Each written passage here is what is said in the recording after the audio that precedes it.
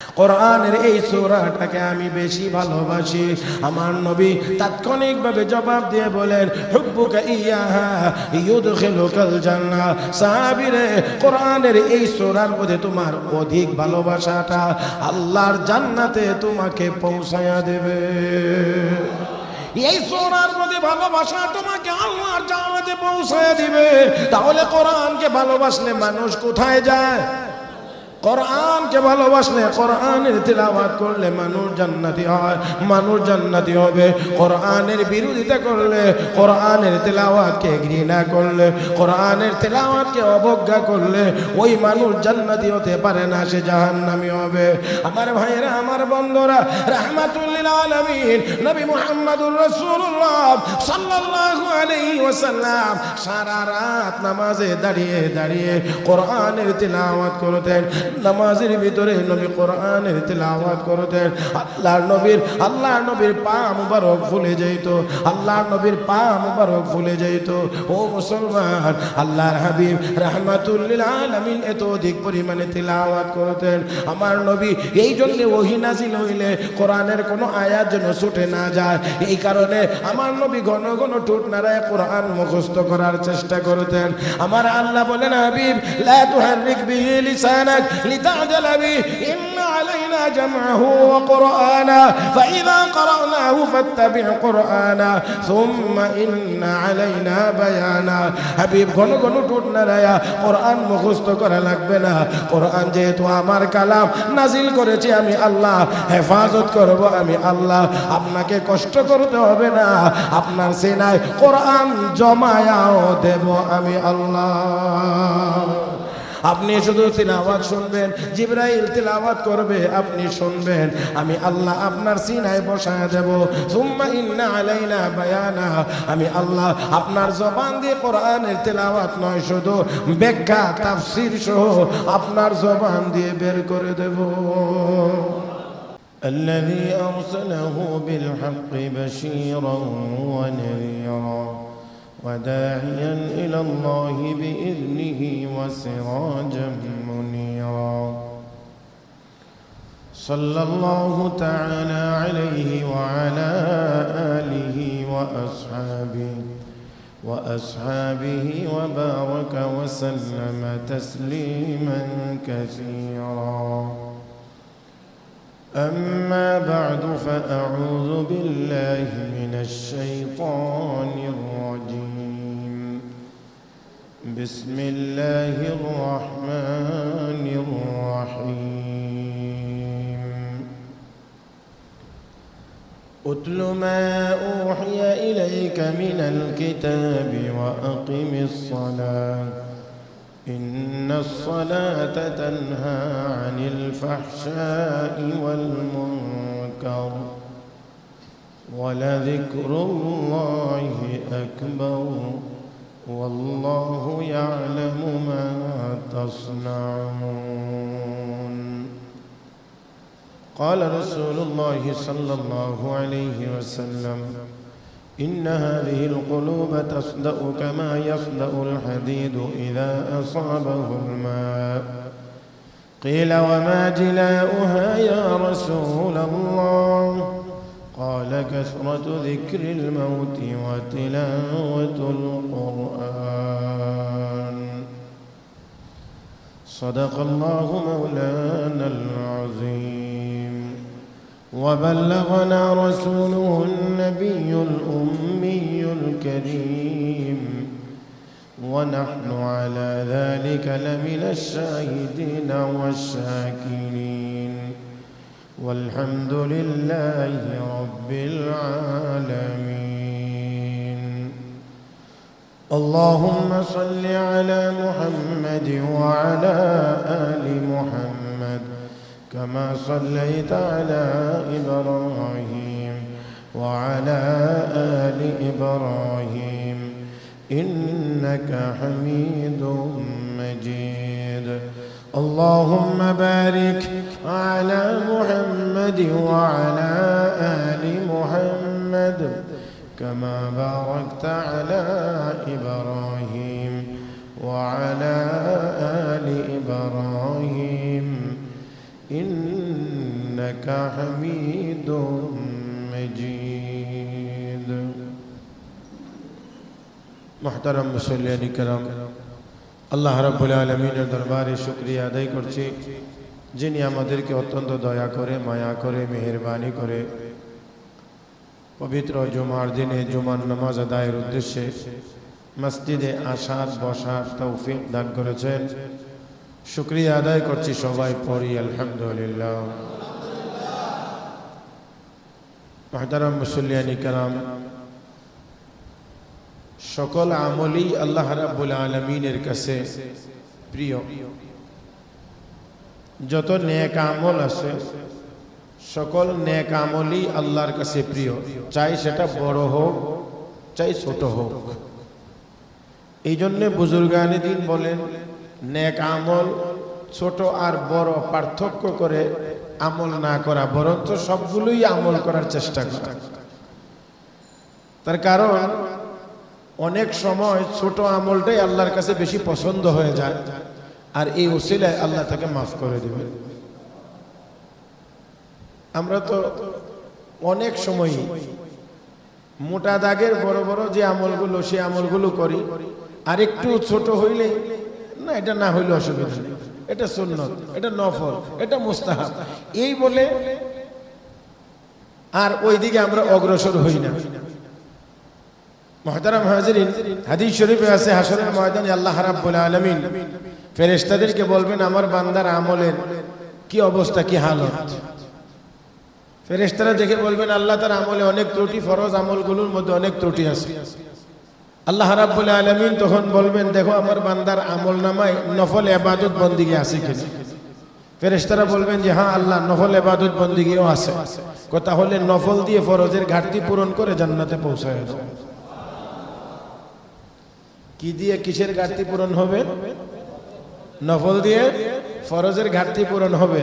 তাহলে নফল ইবাদতের কোনো দরকার নাই, হ্যাঁ সুন্নত ইবাদতের কোনো দরকার নাই, তুচ্ছ করে উড়িয়ে দেই। ফরজ নামাজের আগেও সুন্নত পড়ি না, ফরজ নামাজের পরেও অনেকে সুন্নত পড়ি না। নামাজ পড়তে আসি তো মাথা থাকে খোলা, মাথা থাকে খোলা। জিজ্ঞেস করলে হুজুর টুপি ছাড়া কি নামাজ হয় না? হুজুর টুপি না পড়লে অসুবিধা কি? এইরকম প্রশ্ন উল্টা করে, টুপি ছাড়া কি নামাজ হয় না? টুপি না পড়লে অসুবিধা কি? মুহতারাম হাজিরিন, আমি শুধু একটা কথা বলতে চাই, আমার আপনার নবী মাথায় টুপি দিয়েছেন। নবীর মাথা কখনোই খোলা থাকতো না, সব সময় নবীর মাথায় টুপি মোবারক লেগে থাকতো। তাহলে তোমার আমার নবীর মাথায় যদি সবসময় টুপি ছিল, তাহলে তুমি টুপি না থাকলে অসুবিধা কি? এটা খুঁজতে যাওয়া, এটা ভালো উম্মতের অভ্যাস হতে পারে না। নবীর ভালো উম্মত, খাঁটি উম্মত, মহব্বতের উম্মত যদি হতে হয়, তাহলে এই প্রশ্ন করবে না যে টুপি না পড়লে অসুবিধা কিনা, বরঞ্চ বলতে এটা জিজ্ঞেস করতে পারে যে না পড়লে অসুবিধা আছে, এটা বলতে পারে না পড়লে অসুবিধা আছে। তাহলে নবী মাথায় টুপি দিয়েছেন, অতএব আমি আর আপনি টুপি মাথায় দেব, এটাই কথা, না দেওয়ার কোনো যুক্তি হতে পারে না। আল্লাহ আমাদের সবাইকে বুঝার তৌফিক দান করুন। তো দেখেন, নবী বলছেন, মান আহাব্বা সুন্নতি ফাকাদ আহাব্বানি, যে আমার সুন্নতকে ভালোবাসলো সে আমাকে ভালোবাসলো। তাহলে টুপি মাথায় দেওয়া নবীর সুন্নত। এই জন্য উলামায়ে কেরাম বলেন, নবীর সুন্নতের উপরে আমল, সুন্নতের প্রতি মহব্বত যদি নবীর মহব্বত সেহেতু কোনো মানুষ যদি মহব্বতের সাথে টুপি মাথায় পরিধান করে রাখে, তাহলে সে যেন স্বয়ং নবীকেই মাথায় বহন করে ঘুরতে থাকে। কারণ রাসূল বলছেন, আমার সুন্নতের মহব্বত মানি আমার মহব্বত। তাহলে নবীর সুন্নত মাথায় তো নবী মাথায়। আল্লাহ পাক আমাদেরকে আমলের তৌফিক দান করুন। মুহতারাম হাজিরিন, তো আসুন বলছিলাম, আবার গুনার ক্ষেত্রে গুনাহকে ও ছোট আর বড় বলে ভাগ না করে সব গুনাহ থেকেই দূরে থাকার চেষ্টা করা। কারণ ছোটটাই জমতে জমতে জমতে জমতে এক সময় কি হয়ে যায়? বড় হয়ে যায়। ছোটটার অভ্যাস থাকতে থাকতে হইতে হইতে হইতে হইতে বড়টার প্রতি অভ্যস্ত হওয়ার যথেষ্ট পরিমাণ আশঙ্কা আছে। ছোটটা যখন বারবার বারবার বারবার বারবার করবে তখন তার কাছে আর এটা ছোটই মনে হবে না, তারপরে সে উপরেরটার দিকে যাওয়ার চেষ্টা করবে। এই জন্য গুনার ক্ষেত্রে ছোট থেকে ছোটটাও ছাড়ার অভ্যাস করা, তাহলে অন্তত ছোটটা যদি কখনো হয়েও যায় বড়টা থেকে অন্তত বাঁচতে পারবে। নেক আমল করার ক্ষেত্রে ছোটটাও না ছাড়া নেক আমল নফল মুস্তাহাবের উপরে থাকা, তাহলে অন্তত ফরজ ওয়াজিব সুন্নত মুআক্কাদা তার দ্বারা কখনোই লঙ্ঘন হবে না।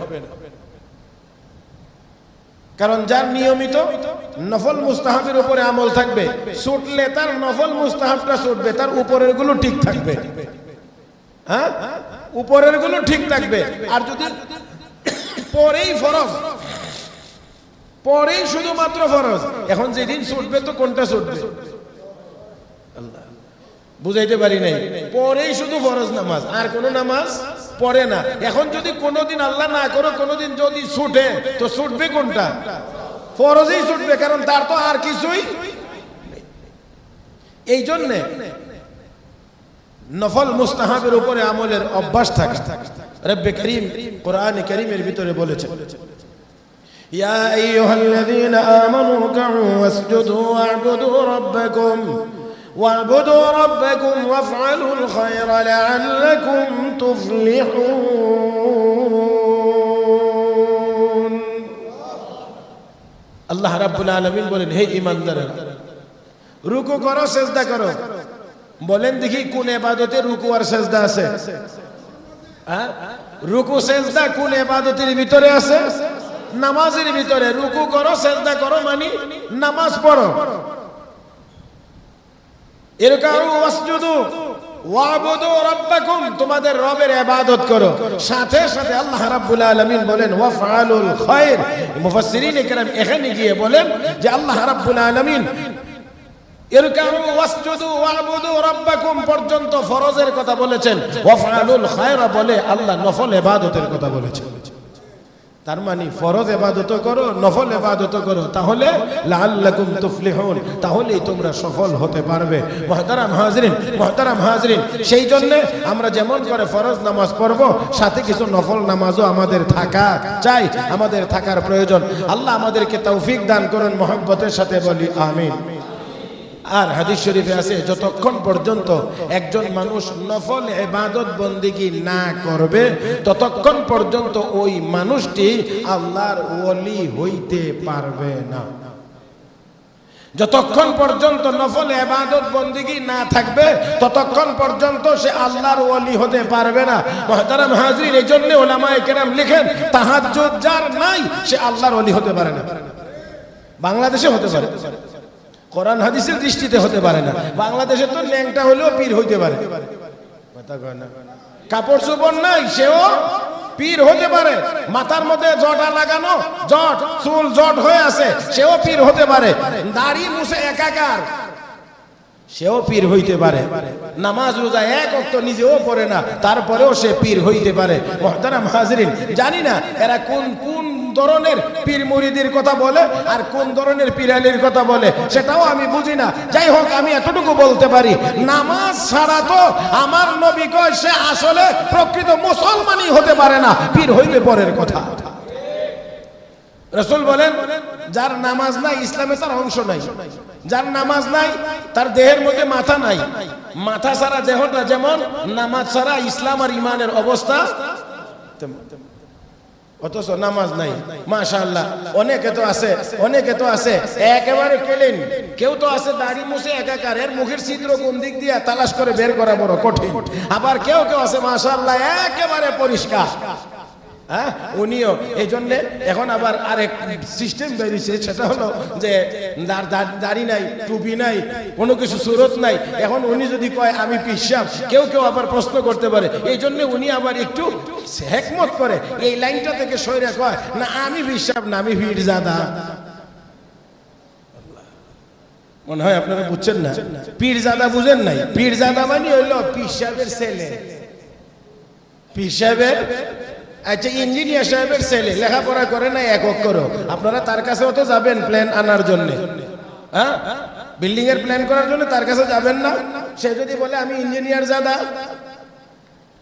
কেউ ডাক্তারের ঘরে হইল, এক অক্ষর লেখাপড়া করে নাই, তার কাছে আপনারা যাবেন না চিকিৎসার জন্য? সে যদি বলে আমি ডাক্তার জাদা, আমি ডাক্তারের ছেলে, আমার কাছে কেন আসবে না? আমি ইঞ্জিনিয়ার জাদা, আমি ইঞ্জিনিয়ারের ছেলে, আমার কাছে তোমরা কেন আসবে না? মুহতারাম হাজিরিন, ডাক্তারের ঘরে জন্ম নিলেই ডাক্তার হওয়া যায় না, ইঞ্জিনিয়ারের ঘরে জন্ম নিলেই ইঞ্জিনিয়ার হওয়া যায় না, পীরের ঘরে জন্ম নিলেই পীর হওয়া যায় না, নেক আমল করার মাধ্যমে পীর হওয়া লাগে।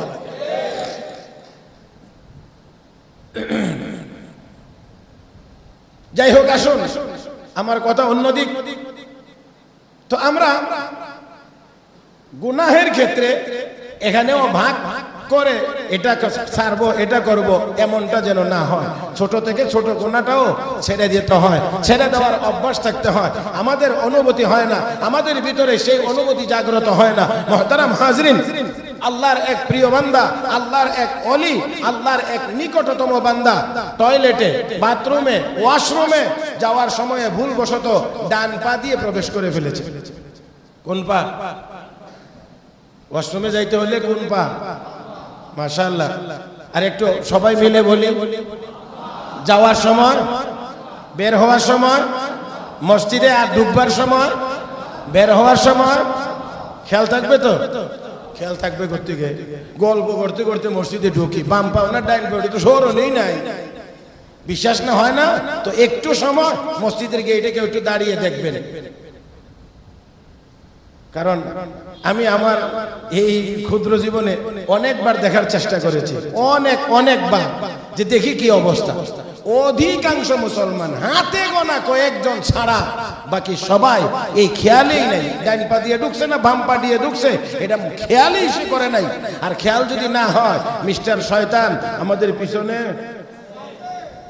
না, আপনারা সবার পিছনে নাই, মিস্টার শয়তান সবার পিছনে আছে। আপনি একটু বেখেয়াল হবেন তো দেখবেন মসজিদে আপনার বাম পাউডা আগে ঢুকাইয়া দিছে, বাথরুমে যাওয়ার সময় ডাইন পাউডা আগে ঢুকাইয়া দিছে। কারণ সে চাইবে না আপনার ডাইন পাটা আগে মসজিদে প্রবেশ করুক, সে চাইবে না আপনার বাম পাটা টয়লেট বাথরুমে আগে প্রবেশ করুক। একটু বেখেয়াল হইলেই উল্টা পাল্টা হয়ে যাবে। মুহতারাম হাজরিন, এতটুকু বেখেয়াল হওয়ার কারণে ওনার ডাইন পাটা প্রবেশ করেছে। এই কারণে উনি ওনার কলবের ভিতরে 40 দিন পর্যন্ত অন্ধকার অনুভব করেছে, 40 দিন পর্যন্ত অন্ধকার অনুভব করেছে। আর 40 দিন পরে গিয়ে তিনি আবার আলোকিত বোধ করেছে। মুহতারাম হাজিরিন, আল্লাহর পক্ষ থেকে জানায় দেওয়া হয়েছে, আমার হাবিবের সুন্নতের উল্টা করবা আর তুমি তোমার ভিতরে আলো দেখবা, এটা হইতে পারে না। খেলাফে পয়গম্বর কাছে রাহ গুজির, খেলাফে পয়গম্বর কাছে রাহ গুজির, কে হরগিজ বমনজিল না খাদ রসিদ, তো কো যাও সুন্নতে আহমদ কো যা, বা মোহাম্মদ কে بود নিসবত তোরা। তুমি কোথায়, তোমার নবী কোথায়? তুমি কোথায় নবী, তোমার নবীর সুন্নাহ কোথায়? তোমার নবী কোথায় আর তুমি কোথায়? হে মানুষ, একটু চিন্তা করা দরকার। আল্লাহর নবীর সুন্নতের উল্টা চলে, নবীর পথ ও পদ্ধতি অনুসরণ ব্যতীত কোন মানুষ গন্তব্যে পৌঁছতে পারে না, পারবেও না। মুহতারাম হাজরিন, এখানে একটু কথা আছে, একটু সামান্য কথা, এই কথা বহুবার আলোচনা হয়েছে। দৃষ্টিভঙ্গি অনুযায়ী সফলতা নির্ভর করে। আমরা মুসলমান, আমরা মনে করি জান্নাতে গেলে আমরা সফল, জান্নাতে যাইতে পারলে একজন মানুষ সফল। এটাই বাস্তব, এটাই সত্য, এটাই মহাসত্য। আর কিছু কিছু মানুষ আছে যারা ওই পরকালকে স্বীকারই করে না, অস্বীকার করে। তারা মনে করে দুনিয়াতে সম্পদ জমাইতে পারলে সফল, বাড়ি গাড়ি করতে পারলে সফল, অস্ত্র গোলা বারুদ বানাইতে পারলে সফল, বিমান কামান বানাইতে পারলে সফল। মুহতারাম হাজরিন, একটার নামও সফলতা না। মনে রাখতে হবে, আপনি তখন সফল হবেন যখন আপনি আর এখান থেকে যাবেন না। আপনি তখন সফল হবেন যখন আপনার কাছ থেকে আপনার জিনিস হারাবে না। আপনি তখন সফল হবেন যখন আপনি যা চাইবেন তাই করতে পারবেন। আপনার মনে চায় কিন্তু করতে পারেন না, আপনার মনে চায় করতে পারেন না, এটার নাম সফলতা না। আপনার কাছে জিনিস আছে কিন্তু থাকবে কিনা আপনার এই আশঙ্কা দূর হয় নাই, তাহলে আপনি সফল হতে পারেন নাই। মুহতারাম হাজরিন, সেই হিসাবে দুনিয়াতে কোনো মানুষ সফল হইতেই পারবে কারণ দুনিয়াতে যার যা আছে সবগুলো হারানোর আশঙ্কা আছে, এমনকি নিজেও নিজে থাকতে পারবে, নিজেও থাকতে পারবে না। অন্যটা তো আশঙ্কা আছে, সম্পদ চলে যাওয়ার আশঙ্কা আছে, ক্ষমতা চলে যাওয়ার আশঙ্কা আছে, কিন্তু মৌতের কি আশঙ্কা না নিশ্চিত? তাহলে সফল হবেন কেমন করে?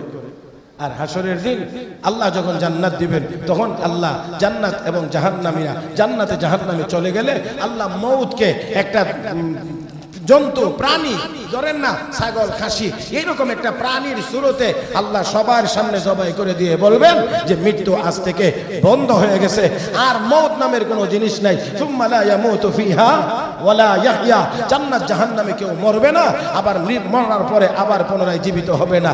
দুনিয়াতে মরবে, চলে যাবে, আবার যখন জিন্দা হবে আর কোনোদিন মরবে, মৌতকেই আল্লাহ মেরে দিবেন, মৌতকেই আল্লাহ জবাই করে দিবেন, তার মানে আর মরবার কোনো বিষয় নাই।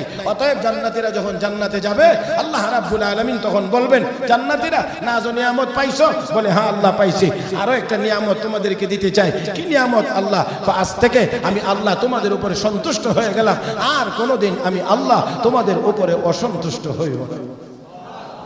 সুবহানাল্লাহটা আরেকটু মহব্বতে কোন আল্লাহ ঘোষণা করবেন, জান্নাতীরা আজ থেকে আমি আল্লাহ তোমাদের উপরে সন্তুষ্ট হয়ে গেলাম, আর কোনদিন অসন্তুষ্ট হইব। তাহলে আল্লাহ আর যদি অসন্তুষ্ট না হন, তাহলে জান্নাত থেকে বের হওয়া, জান্নাত থেকে বের হওয়া লাগবে না, জান্নাত থেকে বের করে দিবেন আল্লাহ, জান্নাত থেকে বের করে দিবেন না।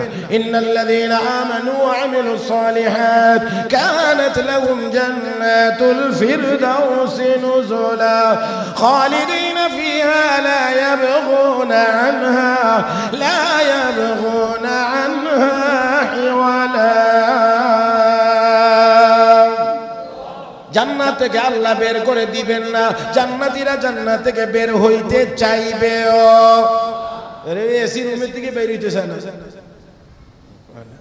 একটু গরম বাড়লে এসি রুমের থেকে কেউ বের হইতে একটু বাইরে আবার দৌড়ে আসে। তাহলে একটা এসি রুম থেকেই যদি আপনি একটু গরমের মধ্যে বের হয়ে আসতে চান না, তাহলে জান্নাতের ভিতর থেকে কেউ বের হইতে চাইবে? জান্নাত থেকে কেউ বের হইতে চাইবে? চাইবে না। জান্নাতের ভিতরে অনন্ত অসীমকাল থাকবে, আল্লাহ বের করবেন না, কেউ বের হইতে চাইবেও। আল্লাহ সব মানুষগুলো থাকবে যুবক মানুষ, একটা মানুষ বুড়া থাকবে না, কোন বুড়া মানুষ জান্নাতে থাকবে না, সব আবার এমন যুবক এটা কোনোদিন বুড়া হবেও, বুড়া হবেও না, হবেও না, হবেও না, হবেও না। মুহতারাম হাজরিন, আল্লাহ যেন আমাদের সবাইকে জান্নাতি হিসেবে কবুল করেন, জোরে বলি আমিন। তো দুনিয়ার কাফের বেঈমানেরা মনে করে দুনিয়াটাই সবকিছু, এই জন্য তারা মনে করে এই সফল। আসলে এখানে কোনো সফলতা নাই, সফলতার জায়গা, সফলতার জায়গা। তো আসুন বলছিলাম, আমরা গুনাহের ক্ষেত্রে, গুনাহ বর্জনের ক্ষেত্রে ছোট বড় ভাগ না, সব গুনাহ ছেড়ে দেওয়ার চেষ্টা করব। নেক আমল করার ক্ষেত্রে ছোট বড় ভাগ না করে ছোটটা থেকে করার চেষ্টা করব, বড়টা তো অবশ্যই করব। গুনার ক্ষেত্রেও বড়টা তো অবশ্যই ছাড়বো, ছোটটাও ছাড়বো। আল্লাহ আমাদেরকে তৌফিক দান করেন। আসুন ভাইরা, তো বলছিলাম সব ধরনের নেক আমলই আল্লাহর কাছে প্রিয়, পক্ষান্তরে সব ধরনের গুনার কাজেই আল্লাহর কাছে ঘৃণিত। তো এই নেক আমলগুলোর মধ্যেও আবার কিছু কিছু আমল আছে আল্লাহর কাছে অধিক প্রিয়, অধিক প্রিয়। এর মধ্যে একটা ইবাদতের নাম হলো কোরআনে কারীমের তিলাওয়াত। এই কথাটাই হলো আজকের আমার মূল বলার উদ্দেশ্য। আল্লাহর কাছে সব আমল প্রিয়, কিন্তু তার মধ্যেও বেশি প্রিয় যত আমল, এর মধ্যে অন্যতম আমলের নাম হলো কোরআনের তিলাওয়াত। নবীকে জিজ্ঞেস করা হয়েছে কোন আমল বেশি পছন্দনীয় আল্লাহর কাছে, নবী বলছেন কোরআনে কারীমের তিলাওয়াত। আফজালুল ইবাদা তিলাওয়াতুল কোরআন। ফরজ ইবাদতের পরে নফল ইবাদতের মধ্যে আল্লাহর কাছে সবচেয়ে দামি এবং বেশি পছন্দনীয় ইবাদতের নাম হলো কোরআনে কারীমের তিলাওয়াত। কোরআনের তিলাওয়াত রাসূল আরবি সাল্লাল্লাহু আলাইহি ওয়াসাল্লাম যখন মক্কায় কাফের বেঈমানদের কাছে কালেমার দাওয়াত দেওয়া শুরু করলেন, তখন সর্বপ্রথম আমার আপনার নবী কাফের বেঈমানদের কাছে এই কালেমার সপক্ষে দলিল হিসেবে শুধুমাত্র কোরআনের তিলাওয়াত তাদের সামনে পেশ করেছেন। নবী যখনই তাদেরকে দাওয়াত দিতেন, সাথে কোরআনে কারীমের আয়াত তিলাওয়াত করতেন দলিল হিসেবে, প্রমাণ হিসেবে। আর এই তিলাওয়াত শ্রবণে অসংখ্য অগণিত মানুষ কালেমা পড়ে মুসলমান হয়েছে। এই কারণে আমি যে আয়াত তিলাওয়াত করেছি, তিলাওয়াতকৃত এই আয়াতে কারিমার ভিতরে আল্লাহ রাব্বুল আলামিন নবীকে সরাসরি নির্দেশ দিয়ে বলেন, উতলু মা উহিয়া ইলাইকা মিনাল কিতাব। নবী ওহীর মাধ্যমে যেই কিতাবটি আপনার উপরে নাজিল করা হয়, এই কিতাবটি আপনি নিজে তিলাওয়াত করেন। বলেন এই কিতাবটার নাম? নবীর উপরে ওহীর মাধ্যমে নাজিল হওয়া কিতাবের নাম 23 বছরে নবীর উপরে নাজিল হয়েছে একটি কিতাব, নাম তার একমাত্র কিতাব কোরআন। এই কোরআন নাজিলের আগে অন্যান্য কিতাব আল্লাহ নাজিল করেছেন, অন্যান্য কিতাব আল্লাহ একসাথে পয়গম্বরকে দান করেছেন, একসাথে দিয়েছেন। আবার আল্লাহ ঘোষণা করেছেন কিতাব দিলাম, হেফাজত করবা তোমরা। তো হেফাজত করবা তোমরা মুহতারাম হাজরিন, কোরআনের বেলায় আল্লাহ রাব্বুল আলামিন কিতাব আকারে বানায়া একসাথে দিয়ে দেন নাই। 23 বছরে এক আয়াত, দুই আয়াত, এক সূরা, দুই সূরা করে করে সময়ের সাথে মিল করে করে 23 বছরে আমার আল্লাহ এই কোরআন নাজিল করেছেন। আবার নাজিল করে ঘোষণা দিয়েছেন ইন্না নাহনু নাযালনা যিকরা ওয়া ইন্না লাহু লাহাফিজুন। কোরআন নাজিল করেছি আমি আল্লাহ, হেফাজত করব আমি। বলেন মহব্বতে বলেন, কোরআন নাজিল করেছেন কে? হেফাজত করবেন কে? আল্লাহ যদি হেফাজত করেন ধ্বংস করার ক্ষমতা কাহার? এই জন্য কোরআনের বিরুদ্ধে হাজারো চক্রান্ত ষড়যন্ত্র হওয়ার পরেও কোরআন অক্ষত আছে। হ্যাঁ, কোরআন এখনো অক্ষত আছে এবং মাশাআল্লাহ কোরআন অক্ষত অবস্থায় আছে এবং থাকবে। এখানে একটা জের জবর, একটা নুক্তার পরিবর্তন করার ক্ষমতা কারো হয় না, কারো কোনোদিন হবেও। ও মুসলমান, তারপরেও কি বুঝার বাকি থাকে নাকি?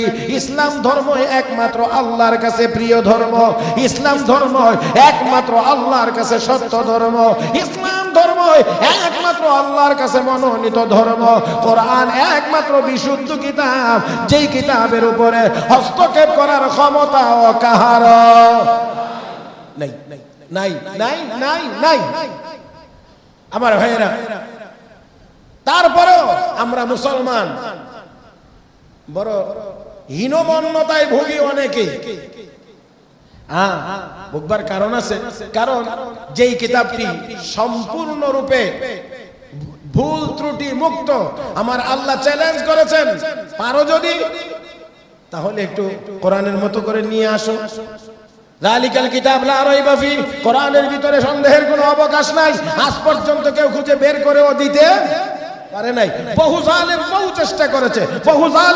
চেষ্টা করেছে, চেষ্টা করে অনেক কথাবার্তা বলেছে, কিন্তু আল্লাহ রাব্বুল আলামিন অপর দিকে মুসলমানদের মধ্যে এমন সৈনিক তৈরি করে দিয়েছে, যার সামনে দাঁড়ায়া কথা বলবার মতো সাহস আর তাদের হয় নাই। তারা কোনোদিন টিকে থাকতে পারেন নাই, কারণ হেফাজতের জিম্মাদার যেহেতু আল্লাহ, আল্লাহ কখন কাকে দিয়ে কিভাবে কোরআনের হেফাজত করবেন এটা আল্লাহই ঠিক করবেন। আমার বন্ধুরা, এই জন্য বলছি কিয়ামত পর্যন্ত জালেমেরা, কাফের বেঈমানেরা, ইহুদি খ্রিস্টানেরা ইসলাম আর মুসলমানের বিরুদ্ধে হাজারো চক্রান্ত ষড়যন্ত্র করবে, সর্বশেষ গিয়ে তারাই পরাজিত হবে, ইসলাম আর মুসলমানেরাই বিজয়ী হবে।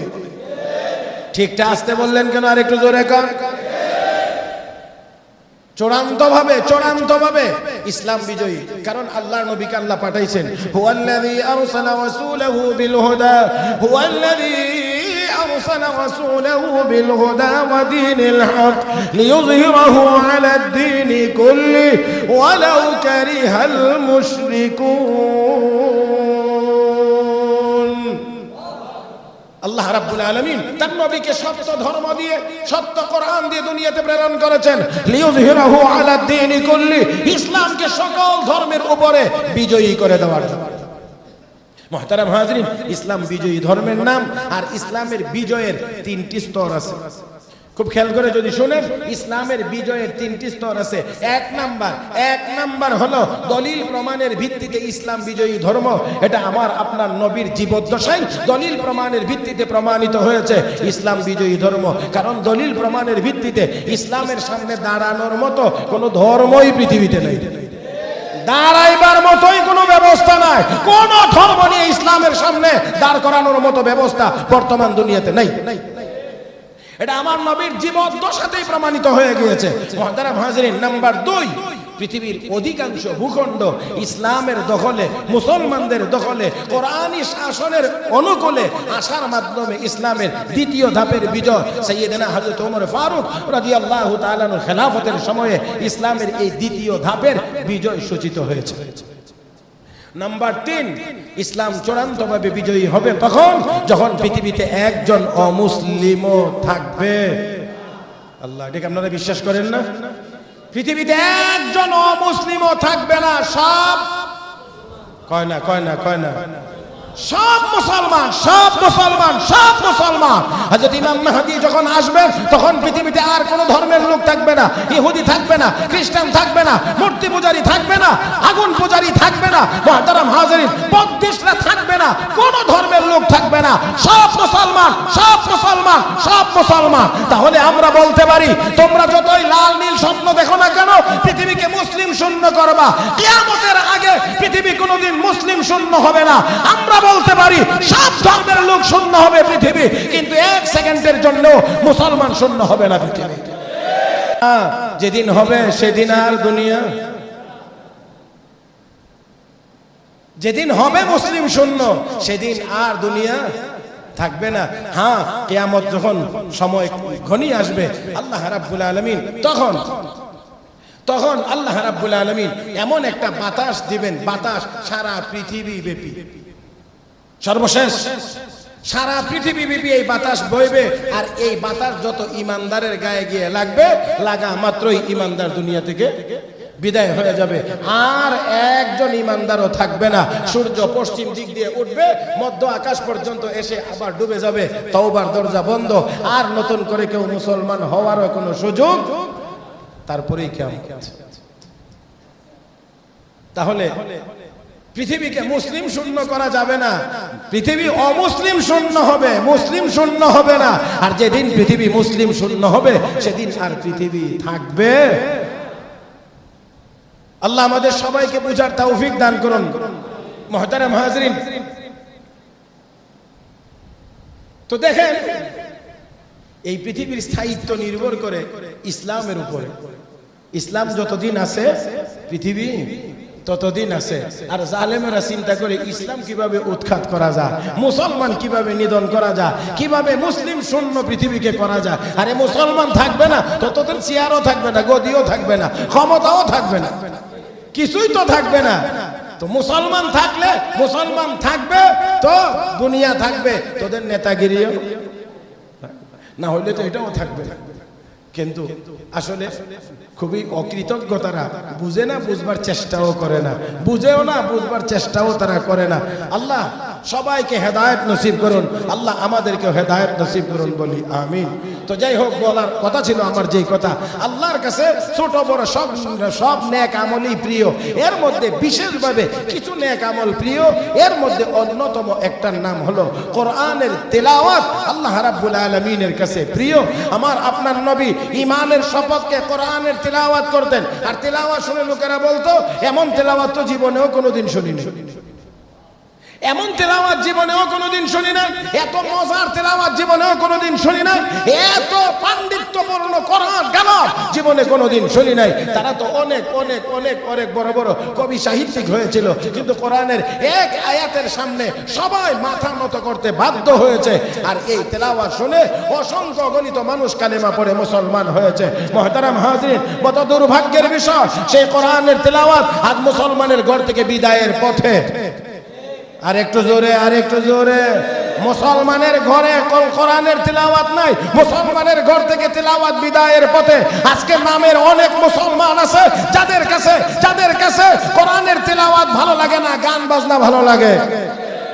অনুষ্ঠানের শুরুতে অন্যান্য কিছু করা যাবে, কিন্তু কোরআনের তেলাওয়াত করা যাবে না।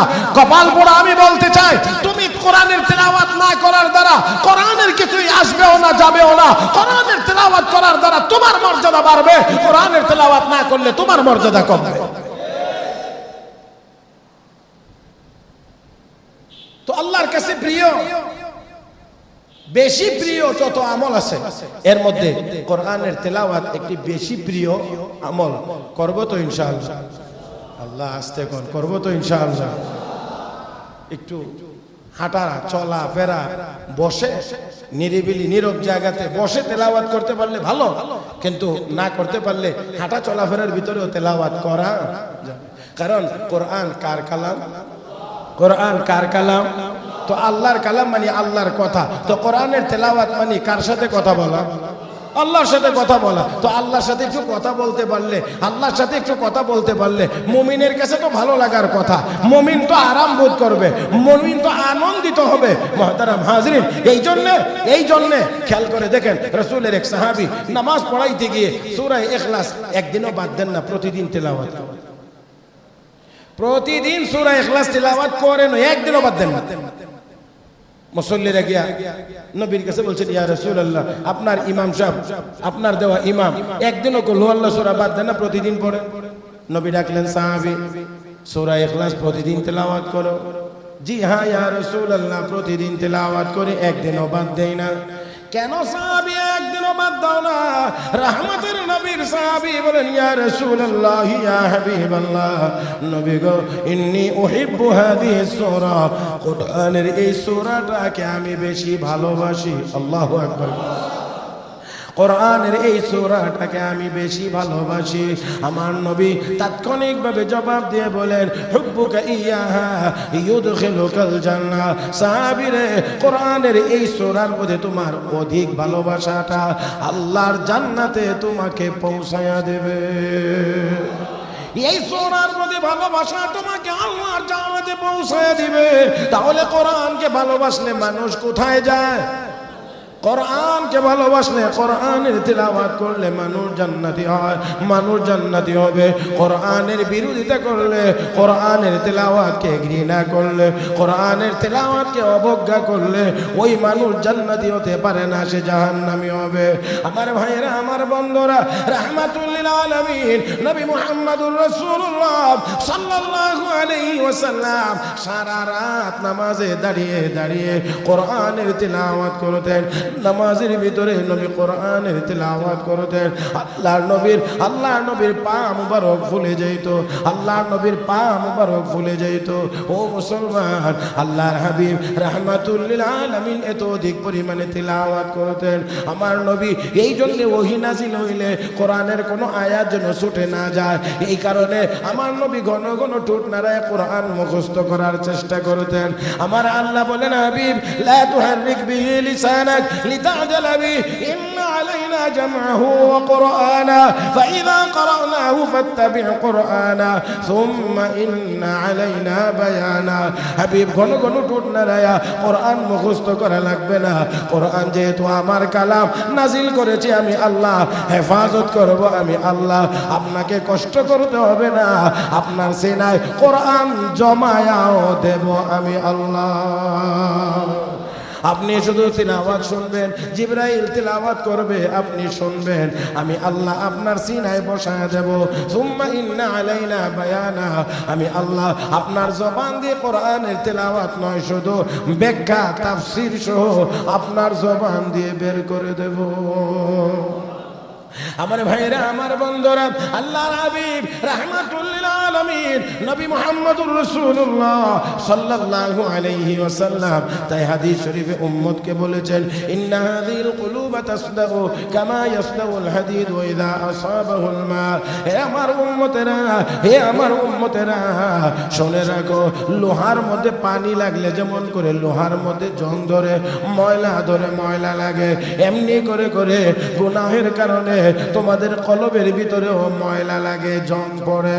আল্লাহ নবীর সাহাবীরা বলেন ওমা জিলাউহা ইয়া রাসূলুল্লাহ, লোহার মধ্যে জং ধরলে আমরা পরিষ্কারের ব্যবস্থা জানি, নবীকে কলবের ভিতরে জং ধরলে এটাকে কেমন করে দূর করা যাবে, পরিষ্কারের কি ব্যবস্থা? আমার নবী বলেন সাহাবীরা রে, উম্মতেরা রে, দুইটা আমলের মাধ্যমে হবে। এক নাম্বার হলো কাসরাতু যিকরিল মাউত, মৌতের কথা বেশি বেশি পরিমাণে স্মরণ করলে কলবের ময়লা দূর হবে। নাম্বার 2 ওয়া তিলাওয়াতুল কোরআন, কোরআনের তিলাওয়াতের দ্বারা, কোরআনের তিলাওয়াতের দ্বারা কলবের ময়লা পরিষ্কার হবে। ও ভাইরা, আমি জানি না আপনারা কতটুকু বুঝতে পেরেছেন আর কতটুকু বোঝার চেষ্টাই বা করেছেন। আমাদের কলবের ভিতরে ময়লা লাগেনি না লাগে না? এবারে আসেন, যদি বুঝতে কষ্ট হয় আসুন কোরআনের দিকে যাই। আল্লাহ রাব্বুল আলামিন বলেন ফি কুলুবিহিম মারাদ ফাযাদাহুমুল্লাহু মারাদা, তাদের হৃদয়ে, তাদের কলব অসুস্থ, তাদের কলবের ভিতরে রোগ আছে। অন্য আয়াতে আল্লাহ বলেন ফায়াতমাআল্লাযী ফি কলবিহি মারাদ, যাদের কলবের ভিতরে রোগ আছে তারা লোভ করবে, লালসা জাগবে তাদের ভিতরে। তাহলে বোঝা গেল কলব রোগ আক্রান্ত হইতে পারে। ও মুসলমান, কলবের ভিতরেও রোগ আছে, রোগ থাকতে পারে। অনেকেই চিন্তা ভাবনা করব এটা আবার কোন জিনিস, আমি সেই দিকেও যাব না, শুধুমাত্র এতটুকু কলবের ভিতরে রোগ আছে, ময়লা আছে। আল্লাহ নবী বলেন পরিষ্কারের ব্যবস্থা কাসরাতু যিকরিল মাউত ওয়া তিলাওয়াতুল কোরআন, বেশি বেশি পরিমাণে, বেশি বেশি পরিমাণে মরণের কথা স্মরণ করা। 2 নাম্বার হলো কোরআনে কারীমের তিলাওয়াত করা। কোরআনের তিলাওয়াত নাই, এই জন্য কলবের ভিতরে ময়লা পড়ে পড়ে কলব একেবারে ঢেকে গিয়েছে, যার কারণে নেক আমল আর ভালো লাগে না, শুধু গুনার কাজই এখন ভালো লাগে। গুনার কাজই ভালো লাগে, নেক আমল ভালো লাগে না, গুনার কাজ ভালো লাগে। আর গুনার কাজ, গুনার কাজ, গুনার কাজ। আমার নবী বলেন একটা গুনার কাজ করলে কলবে একটা দাগ পড়ে, 2টা করলে 2টা, করতে থাকলে বাড়তে থাকে। তওবা করলে পরিষ্কার হয়, মাফ হয়, তেলাওয়াতের দ্বারা, কোরআনের তেলাওয়াতের দ্বারা পরিষ্কার হয়। মুহতারাম হাজরিন, তাহলে অবশ্যই অবশ্যই আমরা এতটুকু বুঝতে পেরেছি, এতটুকু বুঝতে পেরেছি আমাদের কলবটাও ময়লা যুক্ত হয় গুনাহের দ্বারা, গুনাহের দ্বারা। মুহতারাম হাজরিন, তাহলে পরিষ্কারের যত ব্যবস্থা আছে এর মধ্যে একটা ব্যবস্থার নাম হলো কোরআনে কারীমের তেলাওয়াত। আল্লাহ আমাদের সবাইকে তেলাওয়াত বেশি বেশি করে করার তৌফিক দান করুন। আরো আস্তে কোন, আরো আস্তে কোন। আমার ভাইয়েরা, আমার ভাইয়েরা, বেশি পরিমাণে না হোক, অল্প পরিমাণেও হইলেও যেন তেলাওয়াত আমাদের যেন থাকে, তেলাওয়াত যেন একেবারে বাদ না যায়। আমরা যেন আমাদের সন্তানদেরকে সব কিছু শিখাই, কিন্তু সবার আগে যেন কোরআনের তেলাওয়াতটা শিক্ষা দিই। আমার ভাইয়েরা, তো আমার বলার কথা ছিল, আল্লাহ রাব্বুল আলামিন নবীকে বলেন হে নবী আপনি কোরআন তেলাওয়াত করেন। নিশ্চয়ই নবীকে আল্লাহ এত ডাইরেক্ট অর্ডার করেছেন, হে নবী আপনি তেলাওয়াত করেন। এর অর্থই হলো এই তেলাওয়াতের গুরুত্ব অনেক অনেক। আচ্ছা, নামাজ পড়ার জন্য, নামাজ পড়ার জন্য কোরআনের তেলাওয়াত লাগেনি না লাগে না? হ্যাঁ, শুধু তেলাওয়াত লাগে না, সহি শুদ্ধ তেলাওয়াত লাগে। শুধু তেলাওয়াত না, নামাজের জন্য, নামাজ সহি হওয়ার জন্য তেলাওয়াতও সহি হওয়া লাগে। তাহলে গুরুত্ব কতটুকু? সবচাইতে গুরুত্বপূর্ণ দামি ইবাদতের নাম নামাজ, আর এই নামাজের জন্য বিশুদ্ধ কোরআনের তেলাওয়াতের প্রয়োজন। এই জন্য আল্লাহ আগে বলেছেন হে নবী আপনি কোরআন তেলাওয়াত করেন, ওয়া আকিমিস সালাহ, এবং নামাজ কায়েম করেন। কারণ নামাজ কায়েম করতে হলে আপনাকে তেলাওয়াত লাগবে। হ্যাঁ, তেলাওয়াত লাগবে। আমার ভাইয়েরা, তাহলে আল্লাহর কাছে প্রিয় আমল যত, এর একটা প্রিয় আমলের নাম হলো কোরআনের তেলাওয়াত। এই কোরআনের তেলাওয়াত মানে আল্লাহর সাথে কথা বলা, আল্লাহর সাথে কথা বলা, আল্লাহর সাথে কথা বলা। কেমন করে কথা বলা আজকে আর সুযোগ হবে না, ইনশাআল্লাহ আগামী জুমায় কোরআনের তেলাওয়াতের মাধ্যমে আল্লাহর সাথে কেমন করে কথা হয় সেটা একটু হলেও আপনাদেরকে ধারণা দেওয়ার চেষ্টা করব। আজকে যতটুকু বলেছি শুনেছি ভুল ভ্রান্তি হয়ে থাকলে আল্লাহ যেন মাফ করে দেন। আমলযোগ্য কথাগুলোর উপরে আল্লাহ যেন আমাদেরকে আমলের তৌফিক দান করেন। বিশেষ করে আমরা যেন কোরআনে কারীমের তেলাওয়াত বেশি পরিমাণে করতে পারি, আল্লাহ যেন সেই তৌফিক আমাদের সবাইকে দান করেন। আমিন ইয়া রাব্বাল আলামিন। সুবহানাকাল্লাহুম্মা বিহামদিক আশহাদু আল্লা إله إلا أنت أستغفرك وأتوب إليك وآخر دعوانا أن الحمد لله رب العالمين